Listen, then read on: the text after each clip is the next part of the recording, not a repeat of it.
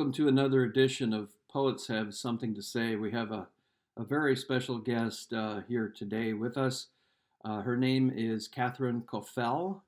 She is the brand new Appleton, the very first ever Appleton Poet Laureate. I just want to tell you just a little bit about Cathryn, and we'll bring her into the show here. Um, Let me see here. I've got some information here on Cathryn. First of all, she's an acclaimed poet, performer, and advocate for the literary arts, based in Appleton. She's the author of Sister Satellite, a poetry collection praised for its emotional depth, sharp wit, and fearless exploration of personal and societal themes. She also has made a name for herself through her collaborations with musicians, which we'll definitely want to ask about that. Cathryn has received multiple nominations for the Pushcart Prize. Cathryn, thank you for joining us today.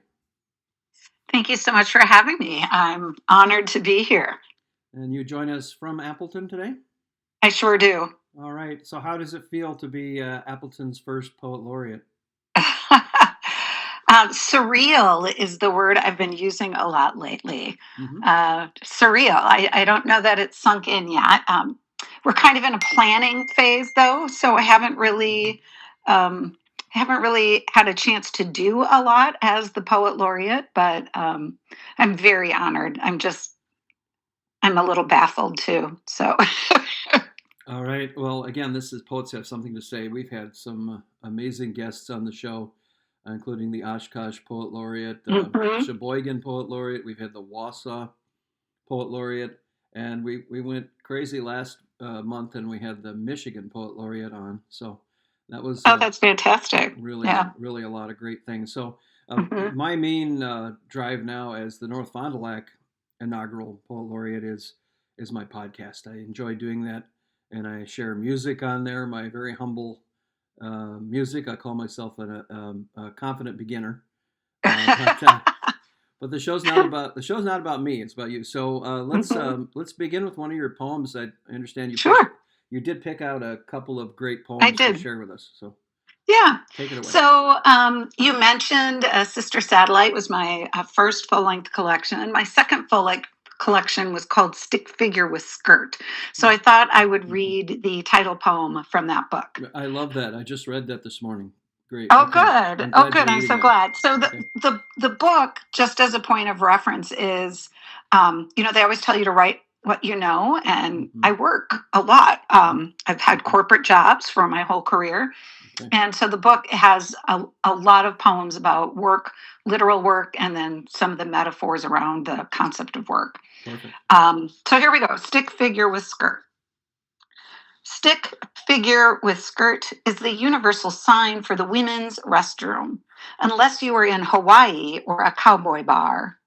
Stick figure with skirt is the universal symbol of fashion, aka allure, aka Kate Moss.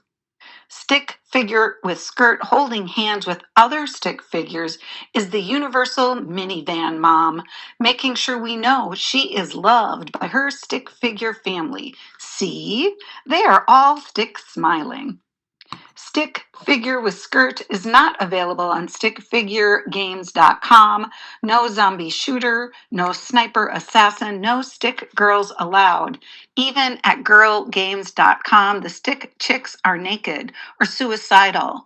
Stick figure in pencil skirt and heels is a universal sign for career woman, but notice she has no mouth, no eyes, no opposable thumbs on her two stick hands. Beneath that stick figure skirt is slip. Beneath that slip, Spanx. Beneath Spanx, two bare sticks like scissors, forever cutting her flesh into smaller sticks and smaller still until she is kindling. Toothpick, the universal sign of beauty. That's beautiful. I love it. Thank you. One of the people that reviewed that is Jericho Brown. Yeah. And I loved his take on this. He says stick figure is at turns humorous and morose. And no matter what, these poems are always pleading to or against loneliness. Please memo me home. Please home me. The book is Dickinsonian in its way of believing in the power of the mind. That's really interesting way of. What are your feelings about that review? Well, first of all, through a lot of my work in what I would call the business of poetry in the state, I have had the privilege of meeting some really exceptional poets, including Jericho Brown. Mm-hmm. And this was right before he won. Of course, it's going to escape me now. He won a massive award. And he was just so humble and gracious. And so just, when you get a new book come out, you think, well, I'm going to reach for the stars and see if, this person would say yes. And Mm-hmm. I was shocked that he did. And then he wrote such an amazing, I think a very insightful review. And then a few weeks later, he gets the big award, which of course is now escaping my brain. So I'm kind of embarrassed about that, but That's okay. There's a lot of awards out there. I know. And he just really blew things out of the water after that. He's just really escalated from that point. So I can honestly say I knew him when. But yes, I couldn't have asked for a better review. Yeah, and so let's delve into the poem a little bit. It does say something about the society's view of women, and without presuming anything myself, what is your view on what you tried to portray there? I know that's kind of a lot of maybe two or three questions in one there, but I think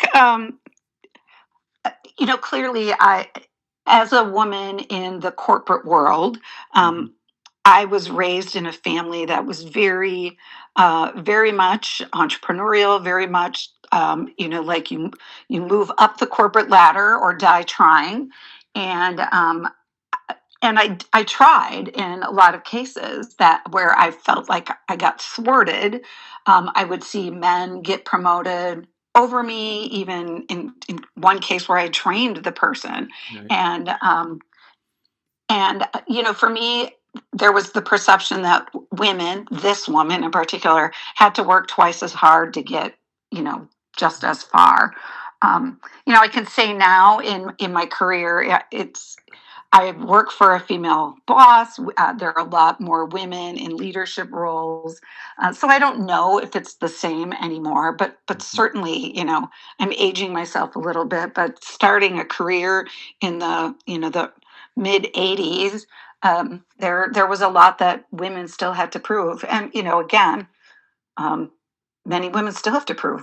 Women, in many cases, don't make the same as men for doing the same work. So we've made progress, but there's a lot more work that needs to be done today. I totally agree. The job's not done yet. The glass ceiling has not really been broken. Right. I guess you could argue that.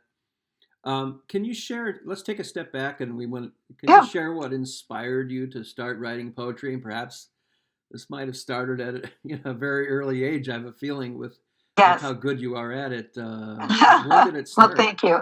I don't know. It's always such an interesting question. I have been artistic for as long as I can remember. And it's kind of interesting. I grew up in a family with a lot of left brain thinkers. I've got two brothers who went to school to be construction engineers. My sister was in, management information.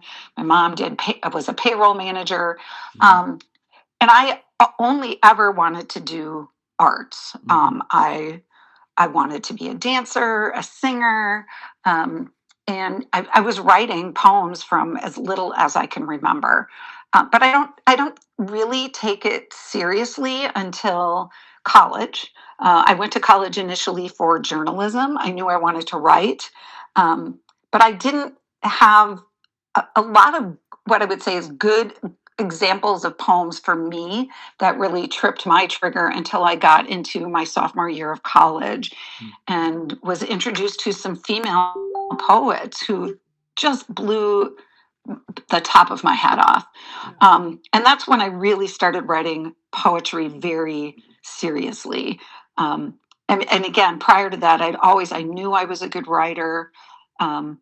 Music, Mike, you asked earlier about or talked earlier about my collaboration with musicians. Music has always been a really important role or place in my life. My mom used to play piano. She used to love playing show tunes, and I would, sit next to her on the piano bench, and we'd sing songs. And I took my own piano lessons. I played saxophone. I was in a lot of bands until college, um, or through college. So it's always been there. But poetry, for some reason, was the thing I landed on. I think because I could control it in a way that made sense for me. Mm-hmm. Yeah, I've always been interested in how, and I know some of the open mics, like James Hamilton, you may know the Yeah. name. He does some spoken word with some background music, and I think it's just fascinating. Yeah. Or you take some of the musicians who do spoken word with their lyrics, and it Yes. brings poetry to a new level, doesn't it? It sure does. It absolutely does. I wish I had the voice of like a James Hamilton. I think he's fantastic. I really enjoyed the podcast you did on James. Thanks. Or other spoken word poets I've had the pleasure of hearing and seeing. And I try, and I just, I'm a middle-aged white woman, so it kind of comes off as phony. Yeah. But definitely there is music in what I write. I often Mm-hmm. think musically in my head when I'm writing. Um, so it's kind of there. Mm-hmm. If you just joined us, this is Poets Have Something to Say, and just a fascinating talk with the Appleton Poet Laureate. Cathryn, thank you again. Cathryn Cofell, thanks for joining us today. Of course, Uh, happy to be here. let's move on, and I've got some general questions, but as people know about this podcast, we can be, depending on what subject we get interested in, we just go there. In my writers group, we have a name for it in our writers group. It's called relevant digressions. I love that. So it's okay if you do that. So what is the role of poet laureate? Give me a little bit more about if you can, about what you plan on doing. I know with mine in North Fond du Lac, it's been a little topsy turvy because I'm sort of defining what it is. Yes, It's a yes. little less formal. I don't get paid or anything for it, but the podcast has been a main focus. I've had 4 or 5 workshops I've been involved with over the last year and a half, and my term started in April of 23 or March of 23. Okay. And so, but I'm interested to know, and that's why I interview a lot of poet laureates around the state, what your unique view is on how you're going to be creatively melding this together. Hmm. Yeah, it's interesting. You and I'll have to talk more Sure. offline.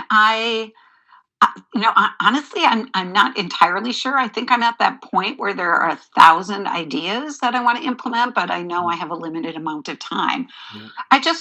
I know for myself. In fact, I was just someplace this morning.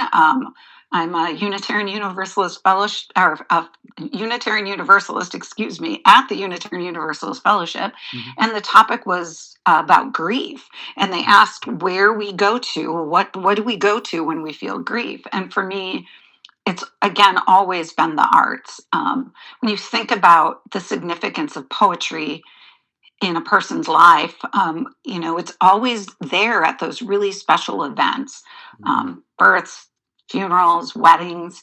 Mm-hmm. But I think what we feel in those moments could easily and wonderfully be part of our everyday life. Mm-hmm. And, ultimately, that's what I'm really, really hoping for. I feel like in this role, we're in an odd way sort of ambassadors for all arts. And I Mm-hmm. think it's really, really big picture to really help residents of Appleton and the surrounding areas to understand how important the arts are, poetry Mm-hmm. is to our mental health, our emotional health. It's just such a wonderful way to express what we're feeling. Yeah, I think And it can be a good yeah, it can be a good catharsis to yes. even like sometimes I do some, I think they call it free writing or free Hmm. flow consciousness, where I do Yeah, kind of a James Hamilton thing where I'll just go on and on whatever comes to my mind, and I look at it. It's kind of weird when I read it back, but there's some go. kind of a cleansing that goes Yes, with just releasing. Does yes. that make sense? 100%. Yes, absolutely. And so I think, and then the other piece of it is that, like I mentioned, for myself, I really didn't discover poetry that resonated with me until I was in college. And that's why, unfortunately, schools back then and to some extent now were really only teaching the old dead white guys, and it was very convoluted. Yeah. Um, Iambic pentameter, and Mm-hmm. it didn't resonate with me. And then in college, I was introduced to the likes of, Gwendolyn Brooks and Mm-hmm. Diane Wachowski and Dorian Laux, and it, it just blew me away. And so I think what I want to bring is people to not be fearful of poetry. I think a lot of Mm-hmm. people, when I tell them I'm a poet, they don't really know how to respond to that. Right. Yeah. There's kind of that fear, and just to really help them know, like, it's okay, and you can be a poet too. Mm-hmm. Um, so, some of the first things that we're going to, like you, though, it's brand new. So we're kind of exploring what we want this to be. But one of the things we'll be working on right away at the start of 2025 is the Appleton Sidewalk Poetry Program. Mm-hmm. That's been going on for a number of years now. And it's just really a wonderful, wonderful visual representation of poetry around our community. Mm-hmm. So I'm working with the Appleton Public Library to we're going to schedule some workshops for people who maybe like to see if they could write their own sidewalk poem, Mm-hmm. or for those who are experienced poets, maybe they need a little help scaling down their 30-line poem into something that's 9 lines that they might have a chance of getting on the sidewalks. So I'm excited about that. That'll Mm-hmm. that'll be really fun to do. How do Um, people get involved with the sidewalk poetry? Do you just sign up, or? to have your poem, Yeah. or Right. to, Right. yeah. So the city of Appleton started this. I'm trying to remember. I think it's probably been going on 10 years now. Wow. So the submission period usually starts towards the end of January, and you can submit. It's usually 9 to 10 lines. It will be now. It's being managed by the Appleton Public Library, so there will be something out on their website. They'll have the guidelines there. Um, and then there's actually a public submission period. So there's a committee that will help to narrow it down to their top choices, and then those top choices are shared with the community and they can vote on those. And they usually pick 5 poets or poems a year, and then they will end up in 4 or 5 different places around the community. And they try very hard to make a point of poets of all ages. There are a number of students whose work is on the sidewalk, so it's a pretty fun program. Sounds great, and it's been going on for Yeah, 10 years now. I think so. Yeah, it's that's pretty interesting. So I was privileged to have one of my poems on the sidewalks in that first year. So it's kind of wild to think that there's that many more sidewalks out there with poems all over them. And again, the library has done a really great job of sharing that information on their website. And there's a map where you could do a little walking tour or bike tour of the sidewalk poets if you'd like to. So it's, again, I think this city in particular, I'm really proud to say, has been working very hard on arts and adding the arts in visual ways. We've got some murals. We've There's just a lot of different ways that they're engaging the community in the arts, and I'm just really hoping in my role to kind of rev that up a little bit more. And I'm sure you'll find different projects come alive as you go through it too. I know Yes. in my role, I had a certain things planned, like I'm gonna do a workshop or two, and Yep. then John Sila, the Fond du Lac Writers Club, says, "Hey, let's get together with the wordsmiths in North Fond du Lac and let's put together a Pi Day poetry." So that just kind of Oh came out yeah. of Yep. That's nowhere, great. and so those kinds of things. And then we also had what was called Story Fair last year, which was a celebration of the Fond du Lac Writers Club 40th anniversary. So John did a ton of work on that. That's But great. it turned out to be a very successful event. So yeah, things sometimes the more you generate, the more things crop up, and it's sort of a synergy. Yes. Yeah, I So think so. I've seen that happen. I was part of the Wisconsin Poet Laureate Commission when we established the first state laureate. And one thing we cautioned after that first one, who was also from Appleton, Ellen Court, um, she did so much, almost too much.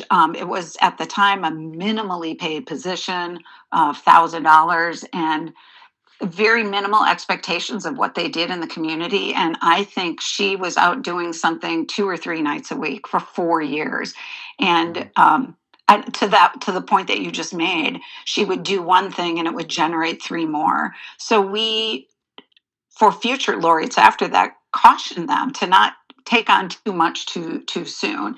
And I said, as you know, as the person who's kind of establishing the boundaries for what this position might look like in the future, I want to be really cautious of that. I'm going to be retiring next year at the end of January, and I'll have a lot more time.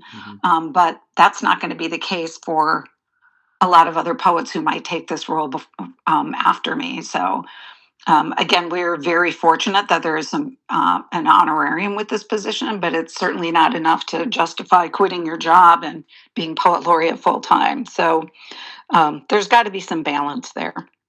If you just joined us, this is Poets Have Something to Say. We're talking with the Appleton Poet Laureate, Cathryn Cofell. Thanks again for granting some time here on our November show.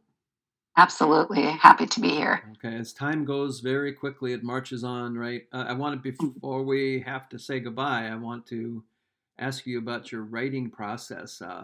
I'm fascinated with how the different people I interview, they all have a little bit different take on how they write and when they write and what motivates them. So what is your answer to that question? Well, my process is not very rigid. In theory, I wish that I could write every day, but I don't. That's the unfortunate reality. And to clarify that, I'm probably writing in my head all the time. If inspiration comes to me, I've got notes all over my phone. I used to scribble on napkins when I was driving. I don't do that anymore. But most of the time at this point in my life, I generate my work by going away to write. I've been fortunate to do a couple of writing retreats at Right on Door County. I get away a couple of times a year with friends and we just take a weekend and write. And that's where I will just generate. And then my time outside of that time is honing those poems, working on the drafts, finishing them up, because there are some days I'm lucky if I have a half an hour of free time to do anything with poetry. I try to make it a point to have poetry in my life in some way, shape, or form every day. At a minimum, it's reading. I think reading poems, reading other people's work is so important. It just informs so much of my own craft. So at a minimum, I'm going to read, five pieces of poetry in a day, or listen to it, listen to your podcast, listen to poetry in my car. But the writing is not, again, like I said, a rigid process. I am fortunate, I guess, to not really be, have had that issue of writer's block. I feel like I've always got something to say. But if I do feel a little bit stuck, I also will turn to, I found form to be a surprising release of creativity for me. And by form, I don't mean like traditional verse, like, like a sonnet, but just forcing myself inside a box to write my way out of it. So it might be a golden shovel or a guzzle, or I love to write centos. I've got a lot of centos or cantos. If your listeners don't know what that is, it's just really a found poem form where you take lines from other poets, not your own. And I will oftentimes when I'm with my friends, I'll write down things that they say, or I'll write down a line of poetry from every one of them, if I'm at a reading, and then I morph those into my own kind of poem. Wow, that's cool. So, and those are just, they're very rarely get published. They're just sort of a fun way to get my brain thinking like that. What are those? What do you call those again? They're cento. It's like the word cent, or Never heard cento. Yeah, that's great. Susan Fearer read one years ago. I saw her at a reading in Milwaukee, and she did this thing that I've kind of stolen from too. Is I'll take one word in each line of the poem, and I'll change it. So, for example, I just wrote one called "The Awesome Poem," and my fabulous friend Bruce Deathlison had a line in a poem about how a waitress had told, he had placed an order for a pepperoni pizza, and the waitress said, "That's awesome." Yeah. And so his comment was that there's nothing awesome about ordering a pepperoni pizza. And I just love the word awesome. So I did this whole cento called the Awesome Cento, where I put the word awesome into every line of the poem. And again, just a really fun way to play with other people's words to kind of get my brain going. And usually if I start with something like that, by the time I'm finished, I'm ready to just be writing all my own words as quickly as I can. That's really awesome. And there's a lot of creative, I guess we call them writer's prompts too, that you can use. Yes. I love prompts. Love a good prompt. In our Wordsmiths Writers Club, we try to get some good prompts going. I'm sure you've probably heard of the 100 word story and the 50 word story, and I think somebody even did a 10-word story once. Oh my gosh! And so it's really the name escapes me. I don't know why. I'm getting old here, but I'm right with you. but these creative challenges can kind of make us think outside the box. Well, yeah, absolutely. We're running out of time. I think for you to have a writers group too, that's so important. I had one for many, many years. We've kind of spread out now, but that's such an important gift to have. Absolutely. In the closing moments with Cathryn Cofell, again, congrats on Thank being you. the Appleton Poet Laureate. Can you close us out with a poem today? Sure, I'd love to. I'll read one that's along the same theme from my book, Stick Figure with Skirt. A Stick Figure with Skirt was towards the beginning of the book. I'm going to read one towards the end of the note called Resignation Notice. And this is, I think, an example of what I hope is some of the musicality of my work. This poem doesn't necessarily make sense word for word, but it's more about, well, you'll see. I shouldn't have to explain it away. Okay. Right. Resignation Notice. If you find me head down at my desk, if you find me head down at my desk in my pinstriped suit, blouse untucked and stockings run, in my pinstriped suit and bloused stockings, if my untucked head steals the run in me and makeup runs in pinstriped rows, or I'm dictating gibberish to an empty chair, I'm dictating gibberish to an empty chair, certain this is how to work, certain this is the how we work.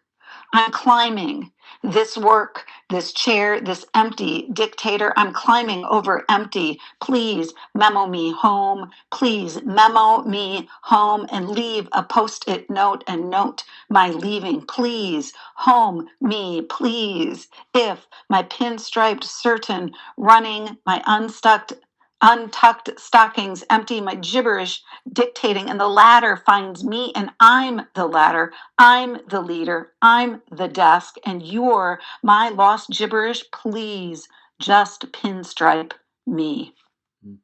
Wow, that was beautiful. Thank you for sharing. Thank you. Thank you. Where can we, before we go here, where can we find your work online or your contact information?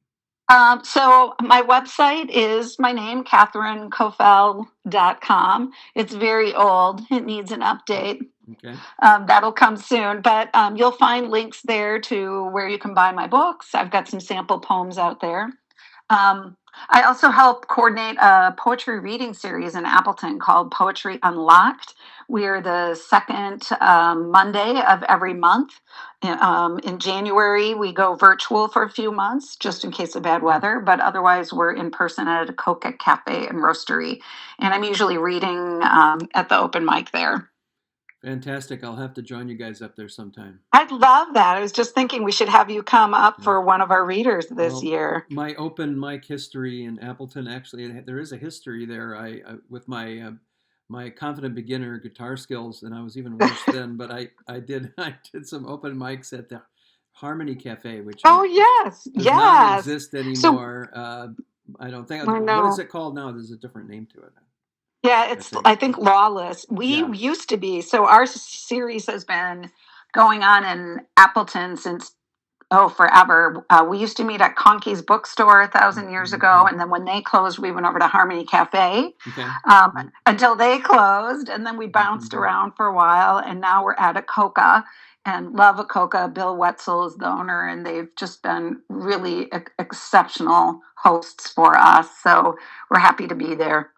Well, thanks for drumming up the creativity in our area, and I think us poet laureates, we have to stay together, hang together. Absolutely. And, we have to. Yeah, I look forward to getting to know you better. I felt so bad that I hadn't. I'm like, how did I not know that North Fond du Lac had a poet laureate? But very first one. But yeah. Yes, that's great. I'm honored. We'll have to do a little therapy group between us all. Well, I was thinking too, we could book you for a guest for our writers club maybe sometime in the near future. That would be great. I'd love that. Let's stay in touch for sure. Sounds good. Cathryn Cofell, thanks again for being a fabulous guest here. Next month, we're looking at Nicholas Sharkus. He's a great Wisconsin writer. Until then, thanks for joining us on Poets Have Something to Say.